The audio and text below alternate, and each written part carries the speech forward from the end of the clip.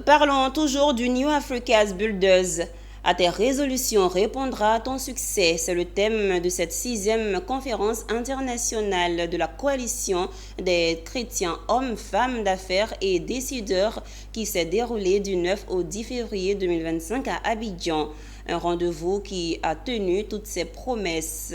Suivons Mariam Dao Gabella, présidente de New Africa's Builders, dresser le bilan de l'édition 2025.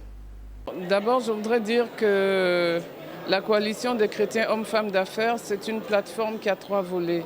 Un ressourcement spirituel, un partage d'expériences, une pratique commune dans les affaires à travers le réseautage. Notre objectif, c'est vraiment de vivre notre foi dans tous les compartiments de notre vie, en entreprise ou dans la gestion de nos entreprises, mais aussi en politique. Le bilan, il est positif. Alors, on est aussi dans un milieu qui est hautement spirituel. Les personnes qui sont venues avaient besoin d'encouragement. Elles avaient besoin de se ressourcer spirituellement. Parce que vous savez, il y a un sentiment de solitude quand on est leader. Mais c'est l'occasion de rassembler les leaders en provenance de plusieurs pays d'Afrique pour qu'ils puissent se soutenir, se ressourcer ensemble et avoir des plans communs. Vous ne pouvez pas imaginer la solitude d'un leader et on ne peut pas transformer seul. Donc c'est ensemble qu'on peut le faire. C'est pourquoi nous avons créé cette conférence qui est à sa 6e édition. On l'a fait tous les 2 ans. La 7e édition, nous n'avons pas encore le thème. Je vous ai dit, c'est un milieu spirituel. Nous attendons d'avoir l'inspiration pour cette 7e édition. Elle se tiendra sûrement à Abidjan et en principe, elle est prévue pour 2027. C'était des propos recueillis par nos reporters. Une autre page religieuse. L'apothéose des 21 jours de jeûne de l'apostolat catholique d'évangélisation sacerdoce royal s'est tenue ce dimanche 9 février 2025 au stade du Forum de l'Université Félix Houphouët-Boigny de Cocody. Cette activité a été pour les fidèles chrétiens un rendez-vous unique de célébration, d'évangélisation et de prière pour rendre grâce à Dieu. Retour sur les temps forts avec Michel Brou et Richard Akeke. C'est un temps de grâce, de renouveau et de communion avec Dieu, vécu par les fidèles chrétiens de l'apostolat catholique d'évangélisation sacerdoce royal.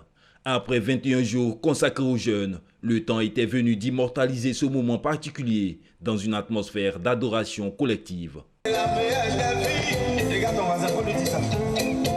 On n'a pas à chanter ce soir. Dis à ton voisin, tu n'as pas écouté. Le fondateur de cette communauté religieuse a pu saisir l'occasion pour rappeler aux fidèles l'importance de la communion fraternelle et de l'évangélisation dans la vie quotidienne. Il les a exhortés à demeurer des modèles pour impacter par leur comportement la société. Une œuvre qui ne croit pas, ce n'est pas de bons signes. Donc le Seigneur nous appelle, nous tous, à être des gagneurs d'âme, à proposer notre foi aux uns et aux autres, à proposer. Si les gens voient notre état de vie, notre qualité de vie, notre vie de distinction, tout le monde va adhérer à notre foi. Donc au-delà même des religions, la première chose qui doit être présentée, c'est la qualité de notre vie.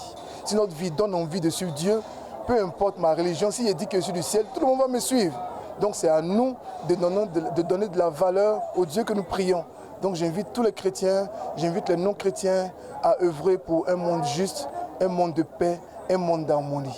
Les chrétiens ont vécu une expérience spirituelle intense à cette journée et leur a permis de se rapprocher de Dieu, d'approfondir leur foi et de renouveler leur engagement dans la mission évangélique.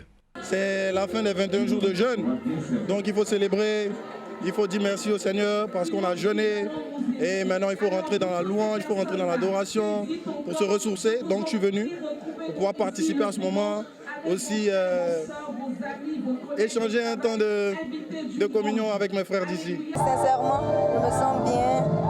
Pas seulement, ça peut ne pas se percevoir, mais à l'intérieur de moi, je sens qu'il y a quelque chose qui s'est passé, il y a quelque chose qui s'est transformé. Rendez-vous est pris les 29 et 30 mars 2025 pour le Kairos ou encore le temps favorable de Dieu pour vivre des moments riches en évangélisation et de célébration dans la présence de Dieu.